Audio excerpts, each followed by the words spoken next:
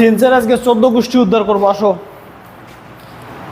Since এখানে হতে থেকে সেন্সে ব্যবহৃত হয়েছে। দেখো present indefinite, it is many years since I came to Dhaka. আমি ঢাকা এসেছিলাম তখন থেকে এটা অনেক দিন হয়েছে, এই সেন্সে হয়।